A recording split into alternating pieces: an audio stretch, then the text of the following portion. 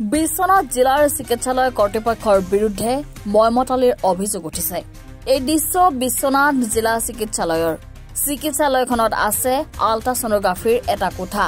মেচিনো ঠিকেই আছে, কিন্তু দিনটোত 10 জনতকৈও অধিক ৰোগীক নকৰে আল্ট্ৰাছনোগ্ৰাফি। লাগিলে ৰোগীৰ বেমাৰ যিমানেই গুৰুত্ব নহওক কিয়। শেহতীয়াকৈ শনিবাৰে এগৰাকী ৰোগী গৈছিল আল্ট্ৰাছনোগ্ৰাফি কৰিবলৈ।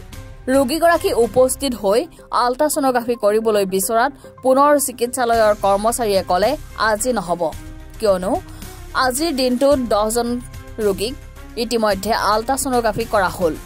ৰোগীক পুনৰ দিলে আন এটা তাৰিখ, যাৰ বাবে অতি দৰিদ্ৰ পৰিয়ালটো অতিষ্ঠ হৈ এইদৰে সাংবাদিকৰ আগত নিজৰ প্ৰতিক্ৰিয়া প্ৰকাশ কৰিছে। দৰিদ্ৰ শ্ৰেণীৰ লোকসকলৰ বাবে চৰকাৰে বহু সা-সুবিধা প্ৰদান কৰিছে যদিও চিকিৎসালয় কৰ্তৃপক্ষৰ ময়মতালিৰ বাবে বঞ্চিত হ'বলগীয়া হৈছে চৰকাৰী চিকিৎসা সেৱাৰ পৰা এইসকল ৰোগী। কৰিলে হাতখনত দুখ পালে এতিয়া এক্সাইজ কৰাবলৈ দিছে, এক্সাইজ নকৰালে ভাল হ'ব জানো? এতিয়া ইমান দূৰৰ পৰা আহিছে, আকৌ গাড়ী ভাড়া ৰিজাৰ্ভ কৰিম কানপুৰৰ পৰা। এতিয়া বোলে 10টা ওপৰত নকৰে।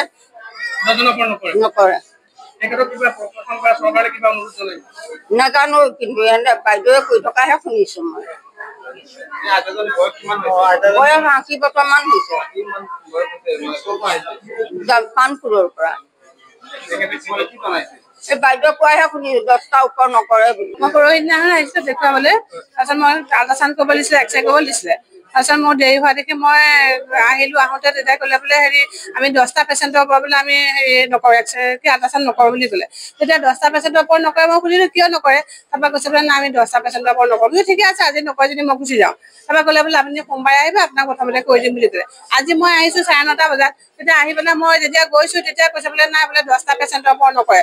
বেলেগ বেলেগ বাইদেউ থাকিব, বেলেগ বেলেগ বাইদেউ একেটা কথাই ক'ব যে 10টা পেচেণ্টৰ ওপৰত নকৰোঁ, 10টা পেচেণ্ট। সদায় মই 10টা পেচেণ্টৰ কাৰণে মই কি আগতে আহিম নেকি? মোৰতো প্ৰাইভেট কোম্পানী, মই কাম কৰোঁ, মোকতো মালিকে আহিবলৈ দিব লাগিব, তেতিয়াহে মই আহিব পাৰিম। তেতিয়া মই ক'লো, তাৰপৰা কৈছে না 10টা পেচেণ্টৰ ওপৰত কৰিব নোৱাৰো, আপোনাৰ নামটো লিখাই থব পাৰিম, বাইদেৱে কামটো কৰিলে কৰিব, নকৰিলে নাই। আচলতে কি কাৰণত 10টা পেচেণ্টৰ ওপৰত নাচায়? এতিয়া সেইটো নাজানিম নহয় কি কাৰণে নাচায়, এতিয়া বাইদেউহঁতেহে জানিব কি কাৰণে নাচায়। 10টা মই লেহুকা নগাঁৱৰ পৰা আহিছো। দুখীয়া মানুহ ঘৰৰ ল'ৰা, আমাৰ গাঁৱৰ ওচৰৰে মাক আৰু দেউতাক হাজিৰা কৰি পেলাই খায়, নৰেন বৰা। তাৰপিছত মাক আৰু দেউতাক হাজিৰা কৰি খায়। তাৰপিছত ল'ৰাটো হাজিৰা কৰে। এতিয়া মানে এনেকুৱা হৈছে, বহুত দিন হ'ল পেটৰ বেমাৰ।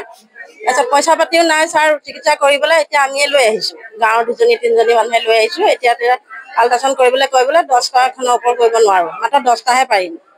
তাৰপিছত তেজৰ হেৰি কৰিবলৈ কৈছো, কৈছে কাৰেণ্ট নাই। এতিয়া মই গ'লো, ক'লে যে ঠিক আছে, জেনেৰেটাৰ ঠিক কৰি দিম। চাইছে মানে এতিয়ালৈকে চোৱাই নাই, খালি শ্লিপহে লিখি দিছে, নকৰো বুলি কৈছে। বুধবাৰে মাতিছে, বুধবাৰে ৰাতিপুৱাই মাতিছে। সেইটো পোৱা নাই বাৰু ছাৰ, আৰু ইমাৰ্জেঞ্চি ছাৰ কৰিবই লাগিব এইটো। বিশ্বনাথৰ পৰা জাহাংগীৰ হুছেইনৰ ৰিপৰ্ট, এনি ভাৰত 24।